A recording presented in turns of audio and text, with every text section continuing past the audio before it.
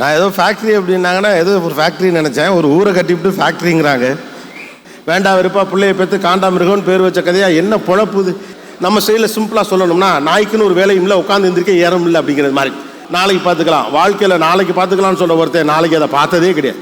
39 வருஷம் ஆச்சு முதல் டபுள் செஞ்சுரியை சச்சின் அடிக்கிறதுக்கு. ஆனா அந்த சச்சின் அடிச்ச ரெக்கார்டை பிரேக் பண்றதுக்கு அடுத்து 8 மாசம் தான் ஆச்சு. சேவாக் அடிச்சிட்டான். சம்பந்தமே இல்லாம இங்கேருந்து தஞ்சாவூர் புது பஸ் ஸ்டாண்ட் வழியா வர்றப்ப எதிர்த்தாப்புல ஒருத்தன் வந்தா இப்படி கையை நீட்டி கெட்ட வார்த்தையில திட்டிட்டு அவன் போயிட்டான். The priority makes people perfect and successful.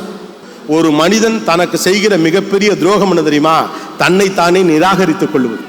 அப்படிலாம் சில கணக்கெல்லாம் வச்சது. அந்த கனவை நான் முழுசா கண்டுபிடிக்கிறதுக்கு முன்னாலே எனக்கு முதல் சம்பளமே இன்க்ரிமெண்டே போட்டு 11,500 கொடுத்துட்டாங்க. 1,500 கூட. எனக்கு என்ன செய்யுதுன்னு தெரியல.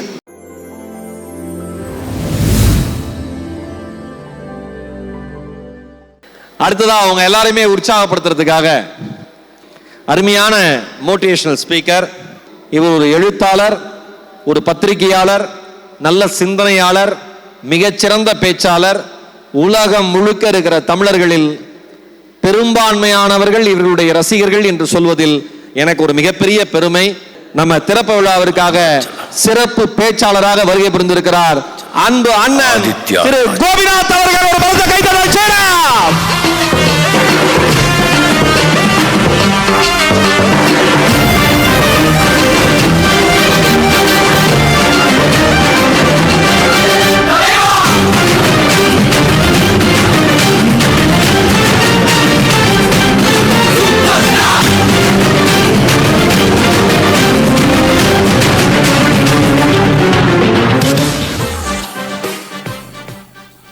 எல்லாருக்கும் வணக்கம். நல்லா இருக்கீங்களா? இன்னும் சத்தத்தை காண. நான் ஏதோ ஃபேக்ட்ரி அப்படின்னாங்கன்னா ஏதோ ஒரு ஃபேக்ட்ரின்னு நினச்சேன். ஒரு ஊரை கட்டிவிட்டு ஃபேக்ட்ரிங்கிறாங்க. ரொம்ப சந்தோஷம். இந்த மாதிரி ஒரு நிகழ்ச்சி தமிழ்நாட்டை சேர்ந்த ஒருவர் இந்த அளவுக்கு ஒரு தொழில் முனைப்பில் மிகப்பெரிய இடத்துக்கு வந்து பலரை தொழில் அதிபர்களாக ஆக்கியிருக்கிறார் என்று கேள்விப்பட்டேன். அந்த வரலாறு ரொம்ப பிடிச்சிருந்தது.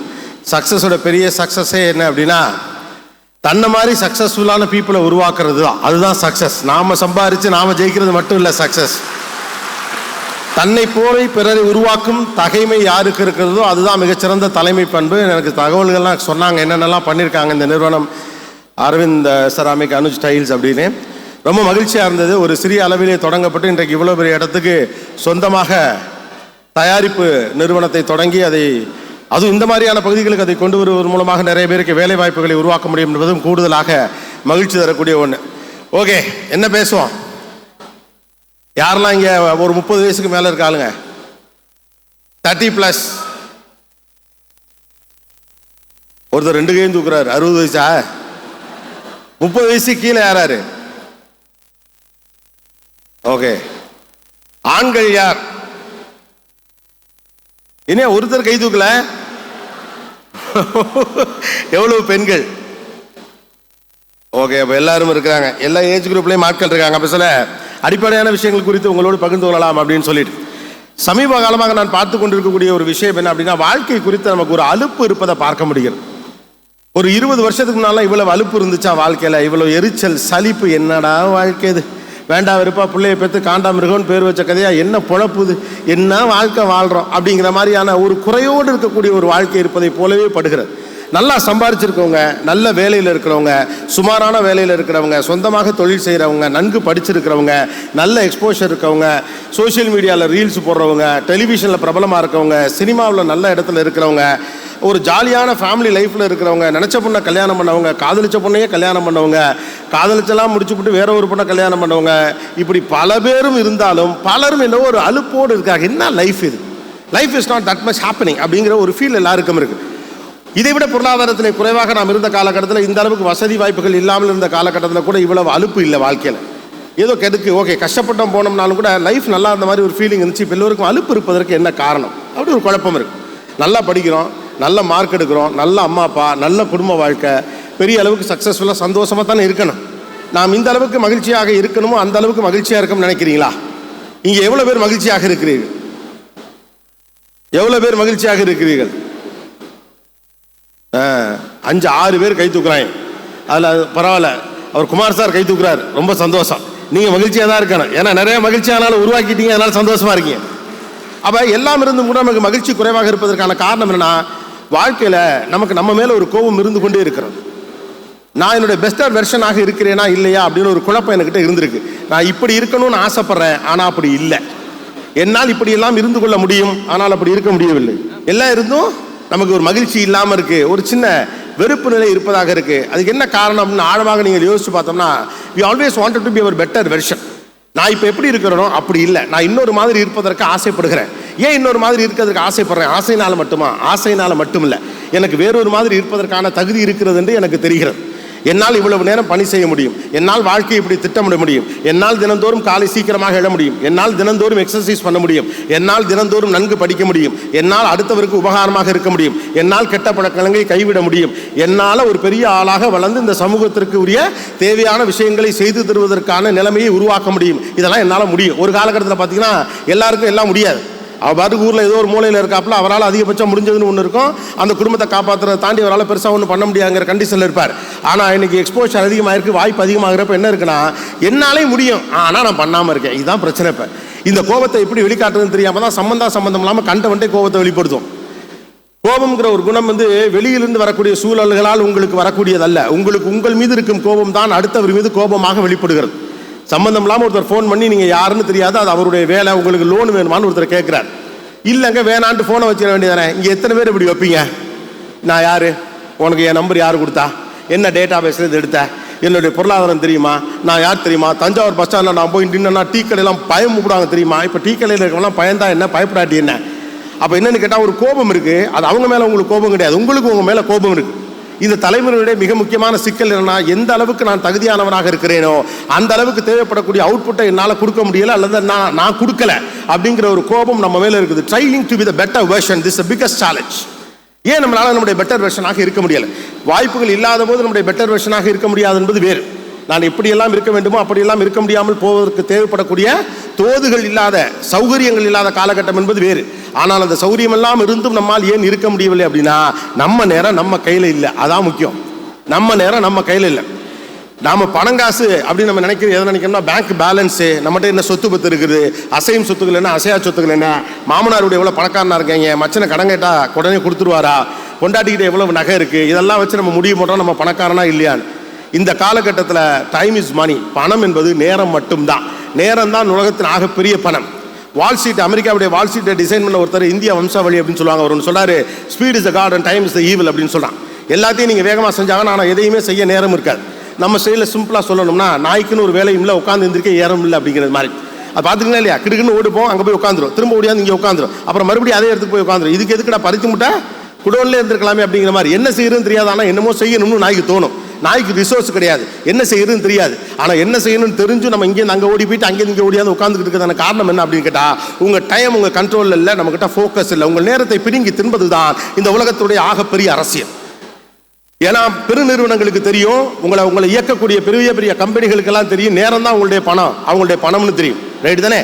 நீங்கள் ஒரு சோஷியல் மீடியாவில் உட்காந்து இப்படி தள்ளிக்கிட்டே இருக்கிறோம்ல, இப்படி தள்ளிக்கிட்டு இருக்கோம்ல, என்ன கிடைக்கிது அதில் யோசிச்சு பாருங்களேன்.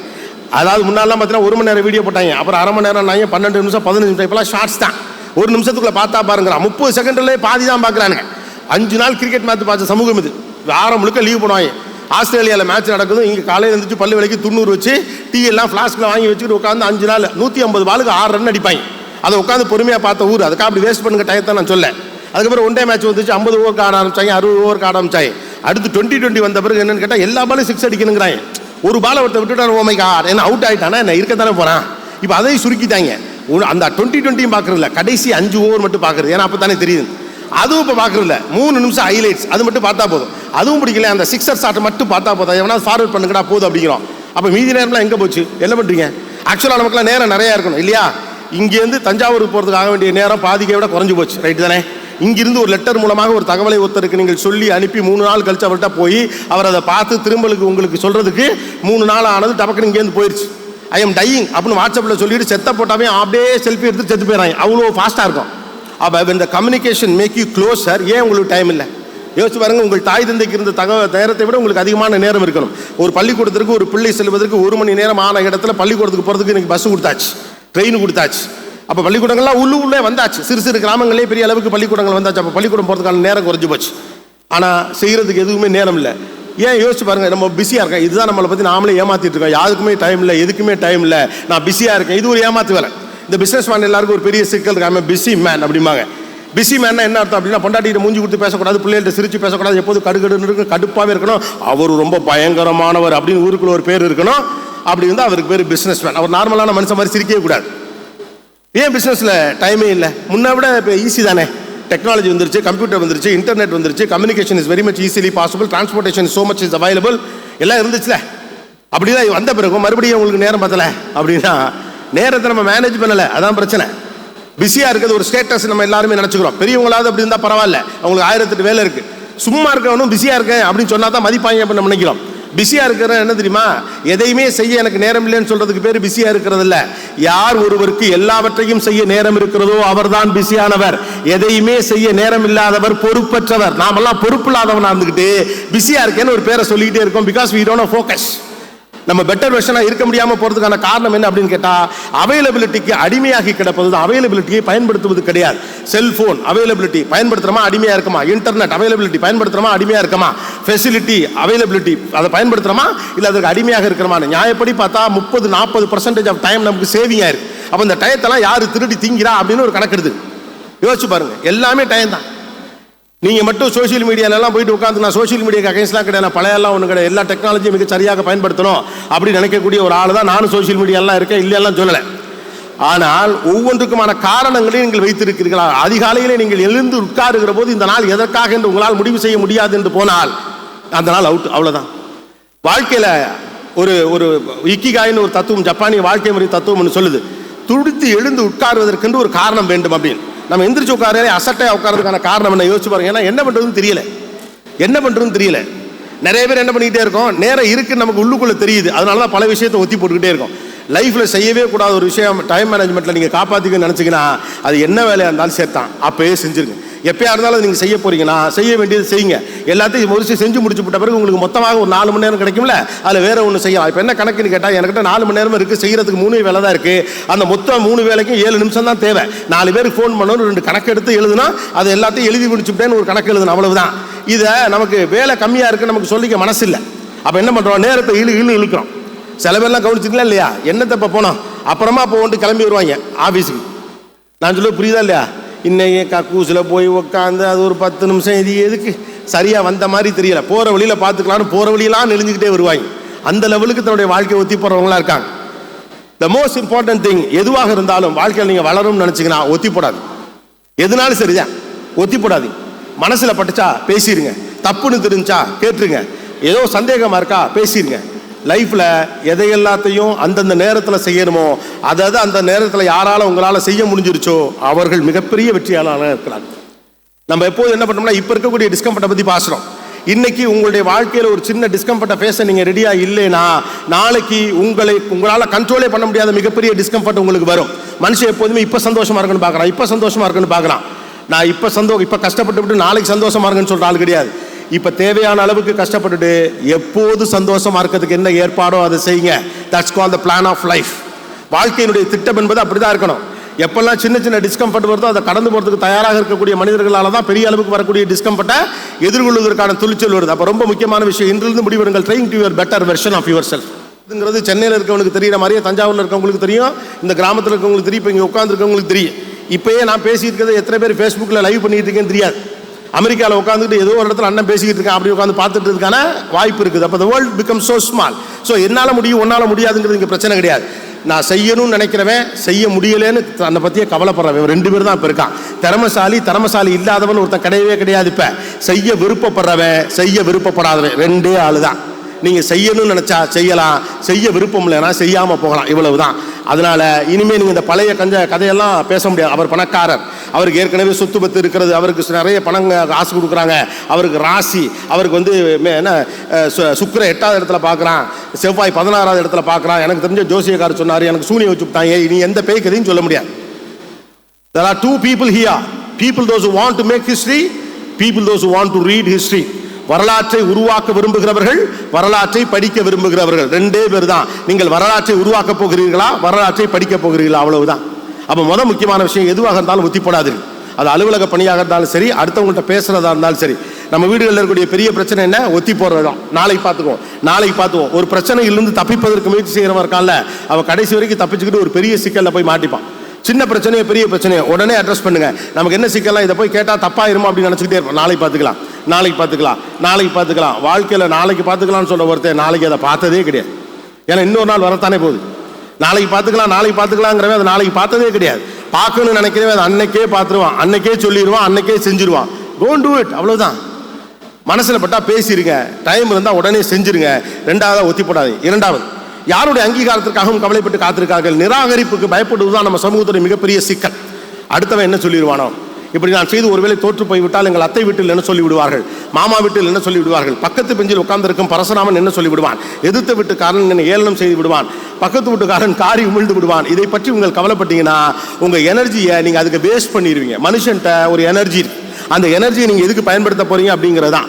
21 வயசுல ஒரு எனர்ஜி இருக்கும், 25 வயசுல ஒரு எனர்ஜி இருக்கும், 28 வயசுல ஒரு எனர்ஜி இருக்கும், 50 வயசுல ஒரு எனர்ஜி இருக்கும். 20 வயசுல மூளை சொல்றத உடம்பு கேட்கும், உடம்பு சொல்றத புத்தி கேட்கும். 25 வயசுல அது கொஞ்சம் தடுமாறும், 40 வயசுல இன்னும் தடுமாறும், 50 வயசுல இன்னும் தடுமாறும். ஆனா எந்த காலத்திலையும் மனசு சொல்றத உடம்பு கேட்கிற மாதிரி, உடம்பு சொல்றத புத்தி கேட்கிற அளவுக்கு ஒருத்தர் இருக்கிறான் அப்படின்னா அவன் எப்போதுமே தன்னை எங்கேஜா வச்சிருக்கவன் தான். அடுத்து என்னன்னு ஆரோக்கியமாக யோசிக்கிறவன் தான்.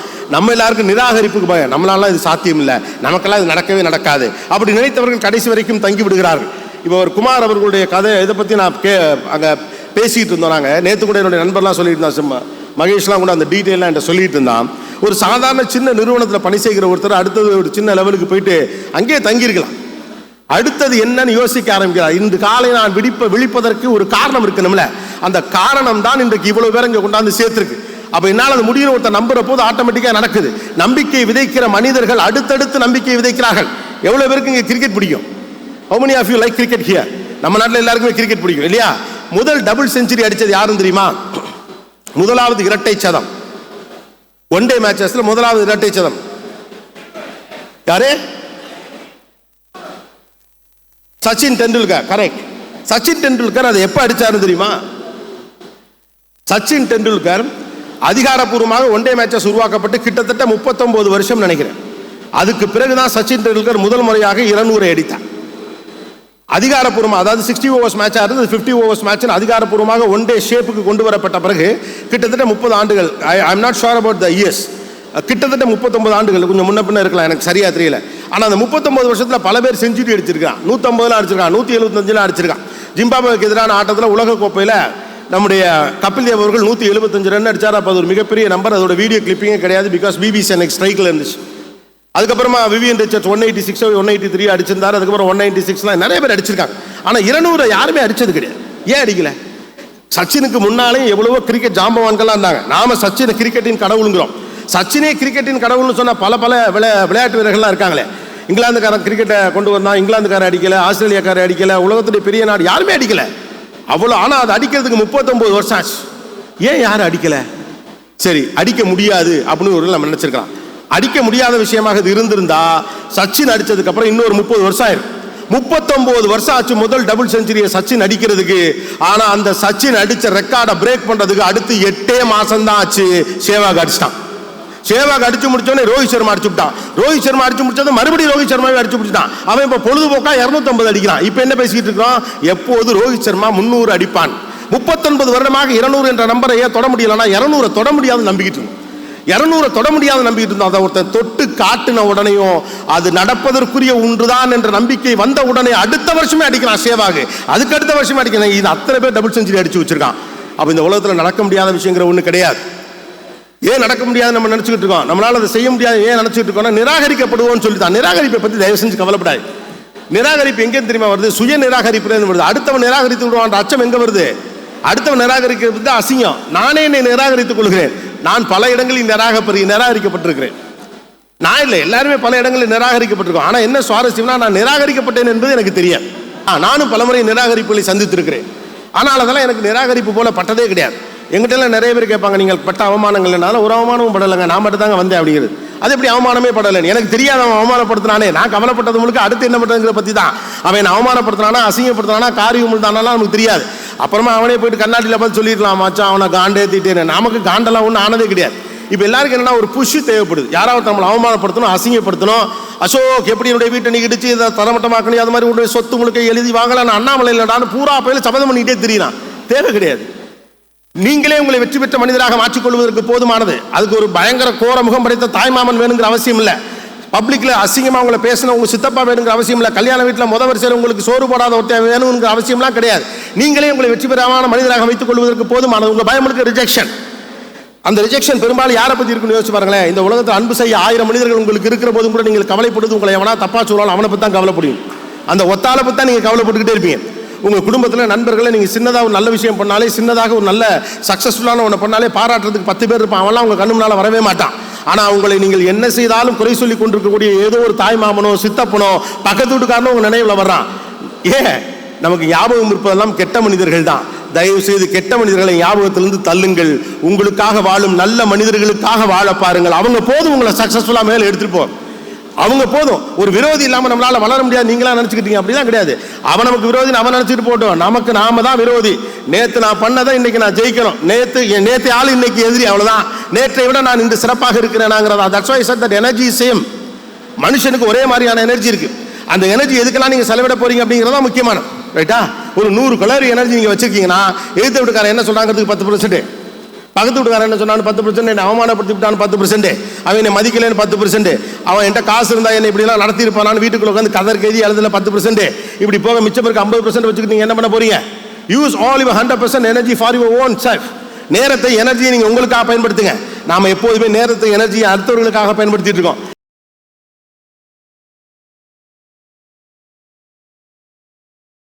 சம்பந்தமே இல்லாம இங்கேருந்து தஞ்சாவூர் புது பஸ் ஸ்டாண்ட் வழியா வர்றப்ப எழுத்தாப்புல ஒருத்தன் வந்தான், இப்படி கையை நீட்டி கெட்ட வார்த்தையில திட்டிட்டு அவன் போயிட்டான்.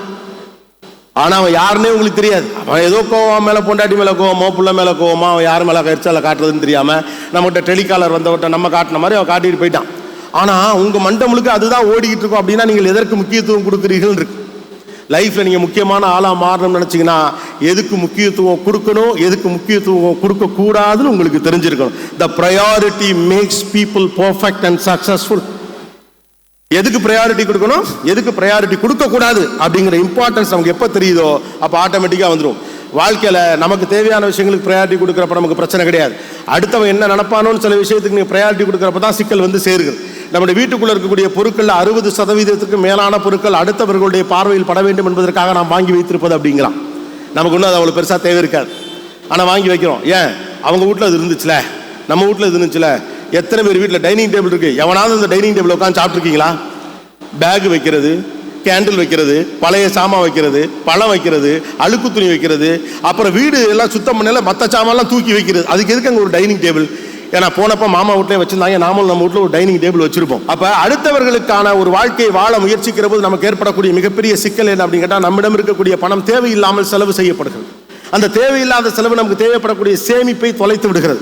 2 விஷயத்துக்கு பயப்படாதீங்க. ஒன்று, நிராகரிப்புக்கு பயப்படாதீங்க. 2வது, அடுத்தவன் என்ன சொல்லுவானோங்கிறதுக்கு பயப்படாதீங்க. 3வது, அடுத்தவங்களை பற்றி யோசிச்சுக்கிட்டே இல்லை. நம்மளா தான் நினச்சிக்கிட்டு இருக்கோம் இந்த உலகமே நம்மளை கவனிச்சுக்கிட்டு இருக்கு அப்படின்னு. உலகத்துக்கு நிறைய வேலை இருக்குது, அது பாட்டில் போயிட்டு இருக்கு. அவனுக்கு 1000 பிரச்சனை, அவனுக்கு சொந்த பிரச்சனை பல பிரச்சனை இருக்குது. அடுத்தவன் மட்டும் பிரச்சனை பற்றிலாம் கவலைப்படக்கூடிய அளவுக்கு எல்லாம் நிலைமையெல்லாம் இல்லை. நாம நினச்சிட்டு இருக்கோம் we are so important, so everybody is looking at us அப்படின்னு சொல்லிட்டு. ரைட்டா?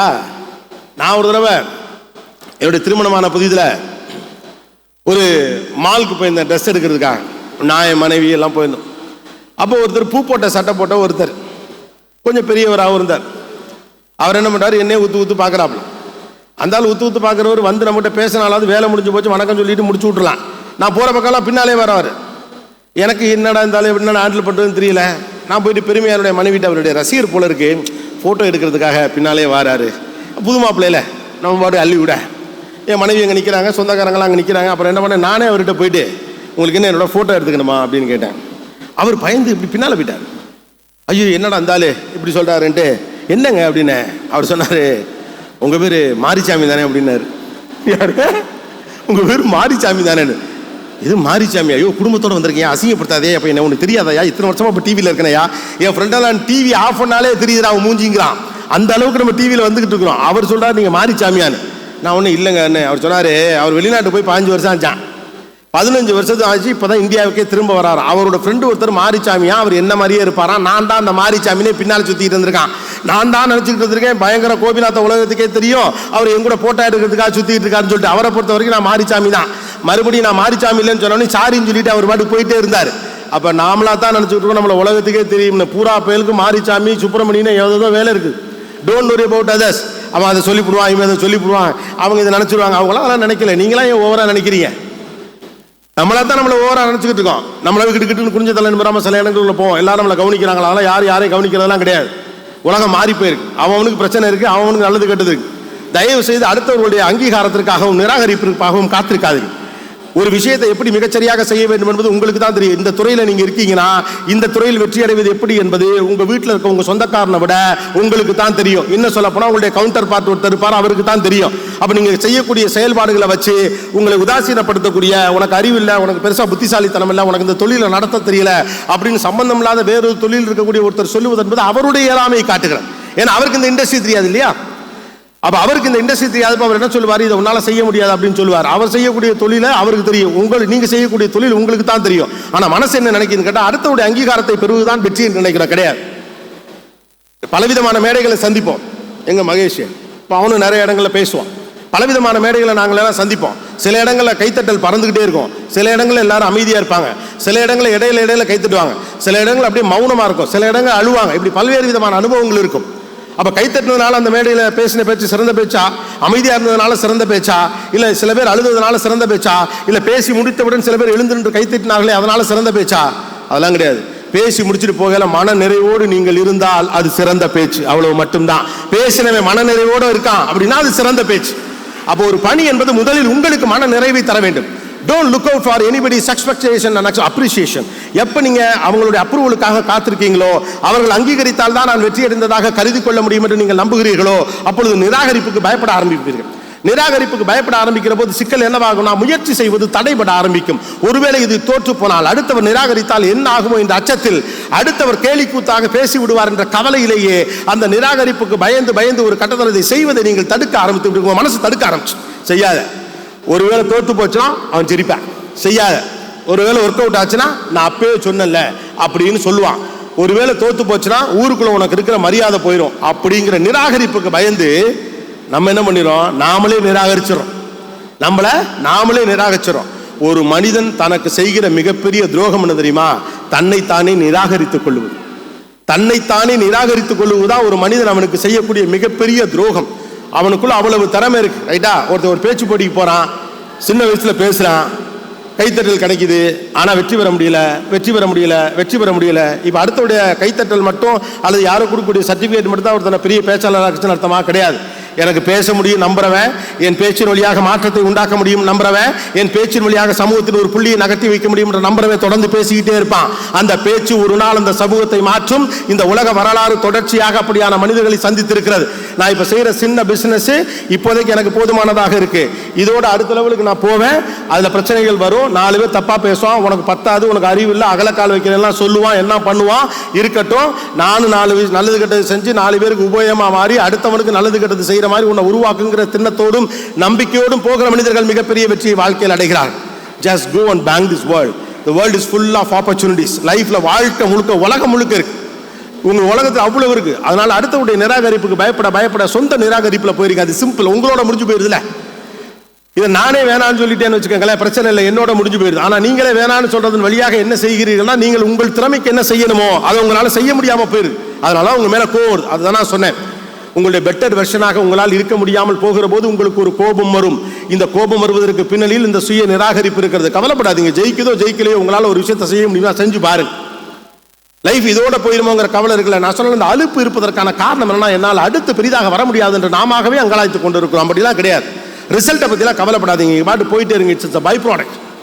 நீங்கள் எந்த இடத்துல வந்து நிற்க வேண்டும் என்பதை உங்களுடைய தொடர்ச்சியான முயற்சி தானாக கொண்டு வந்து சேர்க்க. அதை பற்றிலாம் நீங்கள் கங்கணம் கட்டிக்கிட்டலாம் தெரியாது. மனுஷன் சில விஷயம்லாம் நாம நினைக்கிறதுக்கு முன்னால் நடந்து போயிடும், நாம நினைக்கிறதுக்கு முன்னால் நடக்கும். இப்போ உங்களுடைய பாஸ் இருக்கிறவர் இந்த கட்டத்துக்கு இந்த காலத்தில் வந்துடும் நினைச்சிருப்பாரான்னு தெரியாது. இன்னும் ஒரு 10 வருஷம் கழிச்சு இந்த இடத்துக்கு வருவோம்னு கூட அவர் நினைச்சிருப்பதற்கான வாய்ப்பு இருக்கு.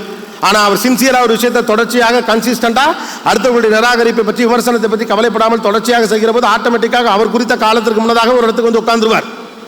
சென்னைக்கு நான் வந்து இறங்கின காலகட்டத்தில் என்னுடைய மிகப்பெரிய கோல் அதுதான், லைஃப் டைம் கோலே தான், 10,000 ரூபாய் சம்பாதிக்கணும். 10,000 தாத்தா தான் கரெக்டாக பிடிச்சார். சென்னைக்கு நான் வந்து சேர்ந்த புதியதில் என்னுடைய மிகப்பெரிய இலக்கு என்பது 10,000 ரூபாயை எப்படியாவது சம்பாதித்து விட வேண்டும். இதுதான் என்னுடைய ஒன்லைன் ஐடியா. சம்பாதிச்சோம்னா நம்ம பெரிய பணக்காரன் ஆகிட்டோம், அவ்வளோதான். 10,000 rupees 10,000 rupees சம்பாதித்தால் நாம் என்னவெல்லாம் செய்ய வேண்டும் என்று நான் ஒரு கணக்கெல்லாம் வைத்திருந்தேன். அதை தான் தினந்தோறும் யோசிச்சுட்டே இருப்பேன். 10,000 ரூபா நம்ம சம்பாதிச்சோன்னு இதெல்லாம் செஞ்சுக்கணும், இதெல்லாம் செஞ்சுக்கணும். காலையில் ஒரு நல்ல ஹோட்டலில் சாப்பிடணும். இந்த ரோட்டோர பூரி கடையில் இனிமேல் சாப்பிடக்கூடாது, மண்ணு நிறையா இருக்குது. ஏன்னா இந்த இதெல்லாம் அடிச்சு அந்த பூரி மேலே ஒட்டிக்கும், அது கிழங்கோடு சேர்ந்து நறுக்குன்னு இருக்கும். அது ஒரு டேஸ்ட் நல்லாவும் இருக்குன்னு வச்சுக்கோங்களேன். அது மிக்ஸ் ஆகி ஒரு டேஸ்ட், ஒரு உருளைக்கிழங்கு மண்ணும் மிக்ஸ் ஆகிறப்ப அது ஒரு டேஸ்ட் இருக்குது. சாப்பிடாதீங்க, அப்போ சாப்பிட்ருக்கோம். அப்படிலாம் சில கணக்கெலாம் வச்சுது. அந்த கனவை நான் முழுசாக கண்டுபிடிக்கிறதுக்கு முன்னாடி எனக்கு முதல் சம்பளமே இன்க்ரிமெண்ட்டே போட்டு 11,500 கொடுத்துட்டாங்க. 1,500 கூட. எனக்கு என்ன செய்யுதுன்னு தெரியல. அப்புறம் 15,000 டார்கெட் வச்சேன். 15,000 டார்கெட் வைக்கிறப்ப நான் பாட்டுக்கு வேலை பார்த்துட்டு இருந்தேன். சீரியஸாக வேலை பண்ணேன், நல்லா தான் பண்ணேன். அந்த நேரத்தில் மிகச்சிறப்பாக 2-3 செய்தி சேகரிப்பில் நான் பண்ணினது மிகப்பெரிய அளவுக்கு பிரபலமாக மாறிச்சு. அப்படிங்கிறனால அப்ரிசியேஷன் நோட்டுன்னு சொல்லிட்டு 17,000 கொடுத்துட்டாங்க. ஏன்னா நம்ம ஒன்று நினச்சா அது ஒன்று நினைக்குது. அப்புறம் தான் நான் கண்டுபிடிச்சேன், என் தகுதிக்கு நான் டார்கெட் வைக்கவே கிடையாது. என் ஆசைக்கு தான் நான் டார்கெட் வைக்கிறேன். என் தகுதிக்கு நான் வைக்கிற டார்கெட் வேற, என் ஆசைக்கு வைக்கிற டார்கெட் வேற. நம்ம எல்லாரும் ஆசைக்கு தான் டார்கெட் வைக்கிறோம். உங்கள் தகுதிக்கு நீங்கள் டார்கெட் வைக்க பழகுங்க. எவனுக்கு தகுதிக்கு டார்கெட் வைக்க பழக்கம் இருக்கோ அவன் தன்னுடைய ஆசையை தாண்டி போவான். ஆசை என்ன இருக்கு, எது கிடைக்கல அதை பற்றி ஆசைப்படும். தகுதி என்ன நினைக்க தெரியுமா, எனக்கு எது டிசர்விங்கோ, எனக்கு எது வந்து சேரணுமோ அதை டார்கெட் பண்ணும். அதுதான் தகுதி பண்றது. ஆசை என்ன பண்ணும், ஒரு 2 வீலர் கேட்கும், சின்னதாக ஒரு வீடு கேட்கும், ஒரு ஏசி, ஃப்ரிட்ஜு, ஒரு கேர்ள் ஃப்ரெண்டு, ஒரு பாய் ஃப்ரெண்டு, ஒரு டூரு, ஒரு அவுட்டிங்கு, ஒரு சனிக்கிழமை சாயந்தரம் ஏதோ ஒரு சந்தோஷம், அவ்வளோதானே. தகுதி அது கேட்காது. தகுதிக்கு ஈகோ இருக்கு. நான் இப்படிப்பட்ட திறமைசாலி, எனக்கு இடம் இதுவா அப்படின்னு கேட்கும். என்னை போன்ற ஒரு அப்போ அந்த தகுதி என்னென்னலாம் கேட்கும். அப்போ அந்த தகுதி என்னென்னலாம் செய்யும், தன்னை ஃபர்னிஷ் பண்ணிகிட்டே இருக்கும். ஆசை தனக்கு கேட்டது கிடைச்சிடனே அடங்கிடும். ஆசை அடங்காதுமா, அப்படி கிடையாது. தனக்கு கேட்டது கிடைச்சோன்னே சப்சைட் ஆகிடும். ஆனால் தகுதி என்ன பண்ணுன்னு கேட்டால், அது கிடைக்குதோ கிடைக்கலையோ தன்னுடைய தகுதியை வளர்த்துக்கிட்டே இருக்கும். ஏன் எனக்கு இன்னும் கிடைக்கல, என் தகுதிக்கு இது கிடைத்திருக்க வேண்டுமே, அப்படி என்றால் என்னுடைய தகுதி இன்னும் உயர்த்தி கொண்டே போகணும் அப்படின்னு நம்ம நினைப்போம். அப்போ இந்த தகுதியை உயர்த்த உயர்த்த உயர்த்த உயர்த்த உங்களுடைய குவாலிட்டி உயர்ந்துகிட்டே இருக்கும். தகுதிக்கு ஆசைப்படுங்க. தகுதி வழியாக ஒன்று அடைவதன் வழியாக தான் நீங்கள் மிகப்பெரிய இடங்களை எல்லாம் தொட முடியும். So when we started our career, நீ ஆனால் ஒரு நாளைக்கு 3 எபிசோடு எடுப்போம். ஒரு நாளைக்கு 3 எபிசோடு. ஒரு எபிசோடு அப்போ 1.5 மணி நேரம், ஆனால் 3 எபிசோடு எடுப்போம். இன்னைக்கு ஒரு எபிசோடு 1 மணி நேரம். நீங்கள் விளம்பரம்லாம் தாண்டி மிஞ்சி போனால் 45-50 நிமிஷம் வரும்னு நினைக்கிறேன் டிவியில். ஆனால் இப்போ ஒரு நாளைக்கு 2 எபிசோடு தான் எடுக்கிறோம். ஆனால் முன்னா எவ்வளோ நேரம் ஷூட் பண்ணமோ அதை விட கூடுதலாக ஷூட் பண்ணுறோம். ஏன்னா வளரும் போது பொறுப்பு குறையாது. உங்கள் தகுதியை நீங்கள் தொடர்ச்சியாக வளர்ச்சி அடைச்சு கொண்டு கொண்டே இருக்கணும்னா போக போக வளர்ந்துக்கிட்டே இருக்கணும். நம்ம சின்ன வயசில் இப்போ டயர்டாக ஆரம்பிச்சோம், அதான் பிரச்சனை. நம்மகிட்ட இருக்க அடுத்த பிரச்சனை என்ன, சின்ன வயசுலேயே டயர்டாயிரும். ஆனால் போங்கடா அப்படிங்கிறோம். 60 வயசில் வேலையிலேருந்து ரிட்டையர்மெண்ட்னா மென்டலி 40 வயசுலேயே ரிட்டையர்ட் ஆகிறாங்க. கிளப்பயலுக்கு மாதிரி ஆயிரங்கிறாங்க. பெரியவங்களாம் பாருங்க எவ்வளோ உத்வேகமாக ஆக்ரோஷமாக இருக்காங்க. பழைய ஆளுங்கள்லாம் பாருங்களேன் அவ்வளோ தெம்பாக இருக்காங்க. தங்கள் வேலையை தாங்களே பார்த்துக் கொள்கிறார்கள். இப்போது கூட நல்லது கெட்டது செய்கிறார்கள். ஏதோ இடத்துல ஃபிக்ஸட் டெபாசிட்டில் பணம் போட்டு வச்சிருக்காங்க. அதை எடுக்கிறதுக்கு பாஸ்புக் எடுத்துட்டு நேராக பேங்க்குக்கு போகிறாங்க. ஏதோ ஒன்று செஞ்சுக்கிட்டே இருக்க பார்க்குறாங்க. ஆனால் இந்த வயசு தலைமுறை பிள்ளைங்களாம் 40 வயசில் டயர்டாயிரும். ஏன்னா நம்ம பெருசாக ஏதோ செஞ்சு கிழிச்ச மாதிரி நாமளாவே ஃபீல் பண்ணிட்டு இருக்கோம். காரணம் என்ன அப்படின்னு கேட்டால், நம்மளுடைய எனர்ஜியை கண்ட இடத்துல வேஸ்ட் பண்ணிட்டு இருக்கோம் அப்படிங்கிறது தான். மனுஷன் சக்ஸஸ் ஆகிறதுக்கு தேவைப்படுவது வெறும் திறமை அப்படின்னா நிறைய பேர் இங்கே ஜெயிச்சிருப்பான். திறமைசாலி உலகம் இருக்கான். ஏன்னா வாய்ப்பு இருக்குல்ல. திறமைசாலியெல்லாம் ஜெயிச்சதுனால உலகத்தில் எல்லாருமே ஜெயிச்சிட முடியும் இல்லையா. நீங்கள் ஜெயிக்கிறது தோக்குறதுங்கிறது உங்கள்கிட்ட எவ்வளவு திறமை இருக்குங்கிறத வச்சு இல்லை, நீங்கள் எவ்வளோ டிசிப்ளினாக இருக்கீங்கிறத வச்சு தான். உங்கள் வெற்றியையும் கடின உழைப்பையும் தொடர்படுத்தக்கூடிய கருவியின் பெயர் டிசிப்ளின். யார் ஒருத்தன் சரியா டிசிப்ளின்டா இருக்கானோ அவன் தான் ஜெயிக்கான். திறமை எல்லாருக்கிட்டே இருக்கு, ரைட்டு தானே. எல்லாருக்கிட்டையும் திறமை இருக்கு. ஆனால் யார் டிசிப்ளினா இருக்கானோ அவன் தான் ஜெயிக்க முடியும். உங்கள் காலை நேரத்தை நீங்கள் என்ன செய்கிறீர்கள், மதிய நேரத்தை என்ன செய்கிறீர்கள், ஒவ்வொரு நாளும் என்ன உழைக்கிறீர்கள், என்ன கணக்கு பண்ணி செய்கிறீங்க, எவ்வளோ ப்ரொடக்டிவாக உங்கள் நேரத்தை நீங்கள் மாற்றிக்க நினைக்கிற ஒழுக்கம் இருக்குல்ல, அதுதான் ஒருத்தனை ஜெயிக்க வைக்குது. இல்லாட்டி நிறைய திறமைசாலிக்கான ஏன் ஜெயிக்க மாட்டேங்குது, தட்ஸ் கால்ட் வெல் டைரக்டட் நாலேஜ்னு சொல்லுவாங்க. எல்லாரும் ஜெயிச்சிட முடியும், ஆனால் சில பேர் மட்டும் வச்சுக்கலாம். வெல் டைரக்டட் இன்டெலிஜென்ஸ், தன்னுடைய அறிவை சரியான பாதையில் செலுத்துதல் அப்படிங்கிறது தான். நான் சொன்ன இந்த ஃபர்ஸ்ட் பாயிண்ட்டுக்கு திரும்ப வருவோம். I wanted to be better version of myself. எல்லாருக்கும் ஆசை இருக்குல்ல. அது ஏன் நடக்கலைங்கிறதுக்கு சில காரணங்கள் சொல்லல, எப்படி நடக்குங்கிறதுக்கு ஒரு காரணம் இருக்கு. வெல் டைரக்டட் இன்டெலிஜென்ஸ் இருக்கு. உங்கள் அறிவை எந்த திசையில் செலுத்துகிறீர்கள், அந்த அறிவை எந்த இடத்துல எங்க தூக்கி எப்போ வைக்கணும், எதுக்கு பயன்படுத்தணும், எதுக்கு பயன்படுத்தக்கூடாது, அவ்வளவு மட்டும்தான். வெல் டைரக்டட் இன்டெலிஜென்ஸ் வைக்கிறவன் தான் மல்டி மில்லியனா மாறுறான், மற்றவனே பெரிய ஆளாக்குறான். மற்றவங்களுக்கு கடினமாக வேலை பார்த்து கொண்டே மட்டும் இருக்கிறான். அவனுக்கு நம்பிக்கை குறையவே குறையாது. காரணம் தன்னுடைய அறிவை சரியான திசையில் செலுத்துகிறார் என்று அவருக்கு தெரியும். அப்போ அந்த அறிவு, அந்த தகுதியை நீங்கள் வளர்த்துக்க அறிவு உங்களை கரெக்டாக பண்ணும். ஓகே, இந்த தகுதி உங்களுக்கு இருக்கு. அறிவு என்ன சொல்லும், தம்பி நீ இந்த அடுத்த இடம் இந்த தகுதி போதாது, இன்னமும் கூடுதல் தகுதியை பெற்றவராக நீ உருவாக வேண்டும் என்று உங்களை அது வலியுறுத்தும். அந்த இடத்தை நோக்கி உங்களுக்கு தகுதியை வளர்க்கிற போது அறிவு தேவையான புத்திசாலித்தனமான விஷயத்தை உங்கள்கிட்ட சொல்லும். Well directed intelligence is very very important. தயவு செஞ்சு சோர்வடையாதீங்க.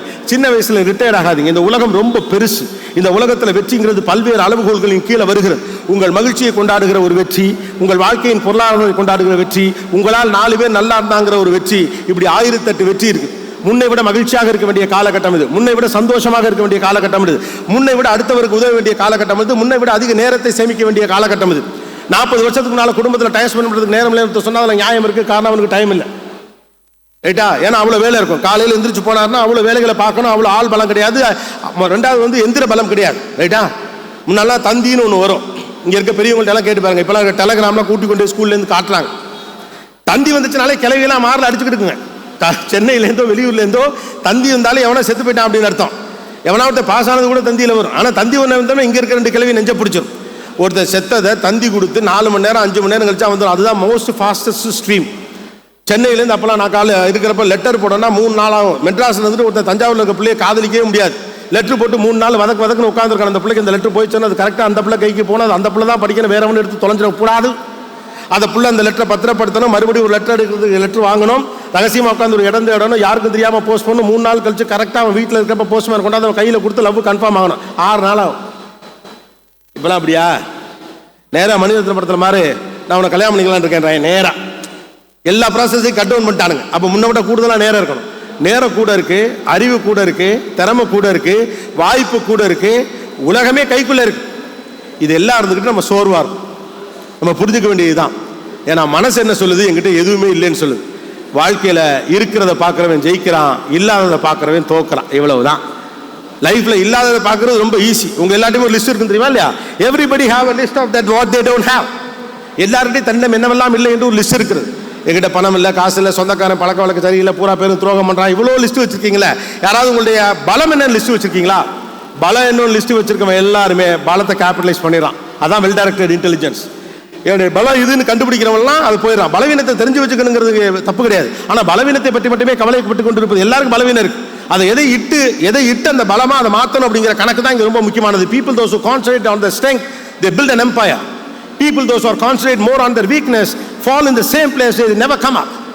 இருக்கிற இடத்தை விட்டு பெரிய அளவுக்கு அவர்களால் நகர முடியாததுக்கான காரணம் அதுதான். உங்களுடைய பலத்தின் மீது தான் எதிர்காலத்தை கட்டி எழுப்ப முடியுமே ஒழிய உங்கள் பலவீனத்தின் மீது உட்கார்ந்து கொண்டு எதிர்காலத்தை கட்டி எழுப்ப முடியாது. அப்போ முதல்ல இருந்து வருமா? முதல் முக்கியமான விஷயம், எல்லாம் இருந்தும் வாழ்க்கையில் ஏதோ இல்லாதது போல ஒரு அலுப்பு இருப்பதற்கு என்ன காரணம்? அதற்கான முக்கியமான காரணம், நான் ஒரு பெட்டர் வெர்ஷனாக இருக்க முயல்கிறேன், அப்படி இருக்க முடியவில்லை. அப்படி இருக்க முடியாமல் போவதற்கான என்ன காரணம்? என்னிடம் ஒத்தி போடுதல் என்ற ஒரு மிகப்பெரிய சிக்கல் இருக்கிறது. அதை என்னால் சரி செய்ய முடியவில்லை. இரண்டாவது, எனக்கு அதிக நேரம் இருக்கும்போது அதை நான் ப்ரொடக்டிவாக பயன்படுத்துவது இல்லை. மூன்றாவது, சுய நிராகரிப்புக்குள்ள மாட்டிக்கிட்டு இருக்கேன். நான்காவது, அடுத்தவருடைய அங்கீகரிப்பாக காத்திருக்கிறேன். ஐந்தாவது, ஆசைக்கு தான் சம்பாதிக்கணும்னு நினைக்கிறேன். ஆறாவது, தகுதிக்கு என்னை பெரிய ஆளாக மாற்ற நான் நினைக்கல. ஏழாவது முக்கியமான விஷயம், வெல் டைரக்டட் இன்டெலிஜென்ஸ் வழியாக என்னுடைய அறிவை நான் கட்டி எழுப்பவில்லை. இந்த 7 விஷயங்களை செய்யுங்க. நீங்க நினைக்கிற பெட்டர் வெர்ஷன் ஆஃப் யுவர் செல்லாக நீங்கள் மாறுவதை யாராலும் தடுக்க முடியாது. மேல மேல வாங்க, உங்களை மேல 4 பேர் உருவாக்குங்க. அந்த 4 பேர் 4000 பேரை உருவாக்குவாங்க. சந்திர காற்று நம் ஜன்னலில் வீசட்டும், சரித்திரம் நாளை நம் சாதனை பேசட்டும். நன்றி, வணக்கம். தேங்க்யூ.